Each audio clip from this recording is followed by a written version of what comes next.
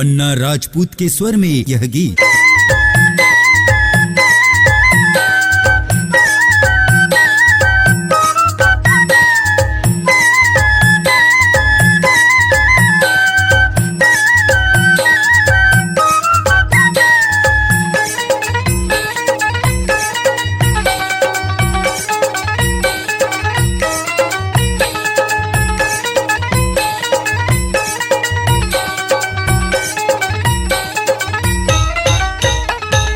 मैया वो मैया वो मैया वो मैया वो मैया वो मैया वो मैया वो मैया वो मैया वो मैया वो मैया वो मैया मैया वो वो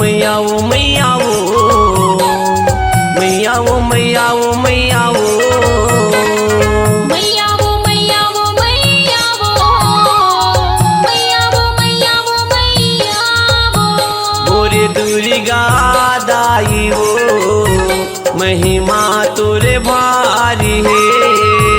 मोरी दुर्गा दाई वो महिमा तोरे भारी है। मोरे शीतला दाई वो महिमा तुरे भारी है। मोरी शीतला दाई वो महिमा तोरे भारी है। मैया वो मैया वो मैया वो मैया वो मैया वो मैया वो मैया वो मैया वो मैया वो मैया वो मैया वो मैया वो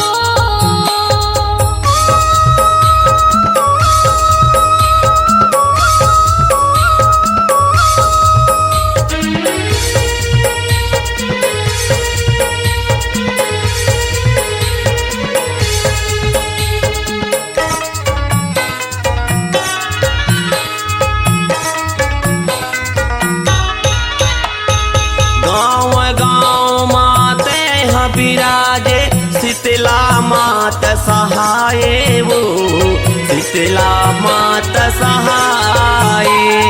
गाँव गाँव माते हविराजे शीतला माता सहाय वो शीतला माता सहाय। रतनपुर में विराज माता महामाया कहाए वो महामाया कहाए। रतनपुर में विराज माता महामाया ते कहाए वो महामाया ते कहाए। महामाया दाई वो महिमा तुरे भारी है। महामाया दाई वो महिमा तोरे भारी है। मोरे शीतला दाई वो महिमा तुरे भारी है। मोरी शीतला दाई वो महिमा तोरे भारी है। मैया वो मैया वो मैया वो मैया वो मैया वो मैया वो मैया वो मैया वो मैया वो मैया वो मैया वो मैया वो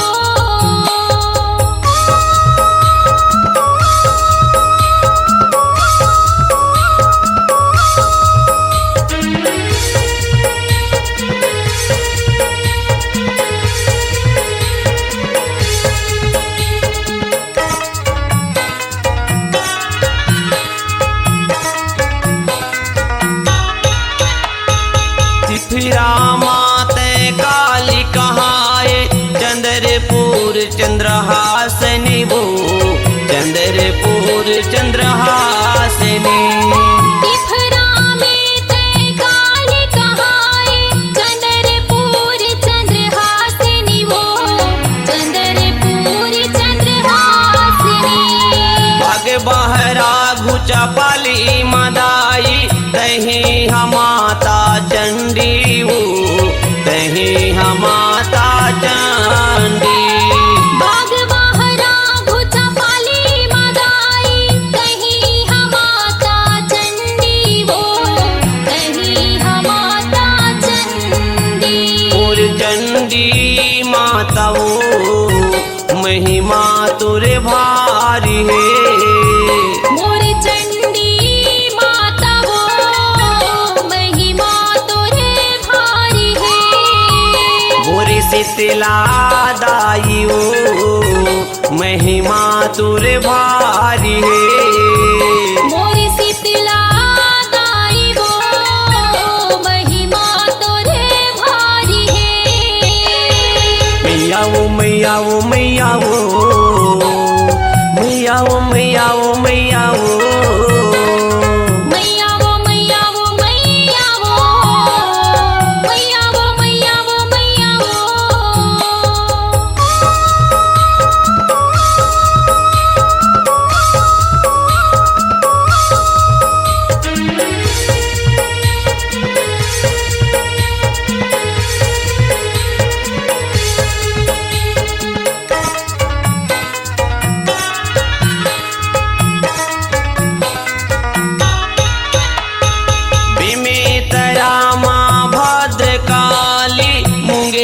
सकती माई वो मुंगे लिख सकती माई। बेमेतरा माँ भद्रकाली मुंगे लिख सकती माई वो मुंगे लिख सकती माई। महालक्ष्मी सरस्वती सबके तह सहाई वो सबके तह सहाई। महालक्ष्मी सरस्वती सबके तेह सहाई वो सबके तेह सहाई। मोर सरस्वती मैया वो महिमा तुरे भारी है। मोर सरस्वती मैया वो महिमा तोरे भारी है। मोर शीतला दाई वो महिमा तुरे भारी है। मोर शीतला दाई वो महिमा तोरे भारी है।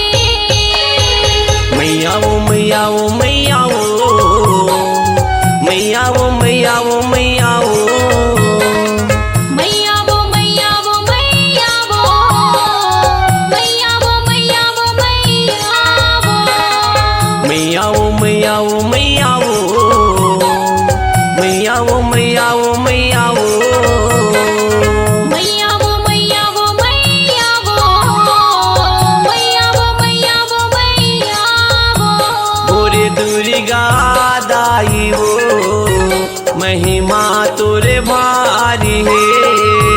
मोरे दुर्गा दाई वो महिमा तोरे भारी है। मोरे शीतला दाई वो महिमा तुरे भारी है। मोरे शीतला दाई वो महिमा तोरे भारी है। मैया वो मैया वो मैया वो मैया वो मैया वो मैया वो मैया वो मैया वो मैया वो मैया वो मैया वो मैया वो। मैया वो मैया वो मैया वो मैया वो मैया वो मैया वो मैया वो मैया वो मैया वो मैया वो मैया वो मैया वो। अपनी आवाज को दीजिए एक नया मुकाम। डिजिटल रिकॉर्डिंग की दुनिया का जाना पहचाना नाम स्वरांजलि, जहां गूंजती हैं ध्वनियां अपनी माटी की सौंधी सुगंध के साथ। छत्तीसगढ़ी संगीत के विविध रंग जो पहुंचाते हैं पूरे प्रदेश में डिजिटल रिकॉर्डिंग के संग। स्वरांजलि स्टूडियो, नेमीचंद गली नंबर 2, गंजपारा, रायपुर।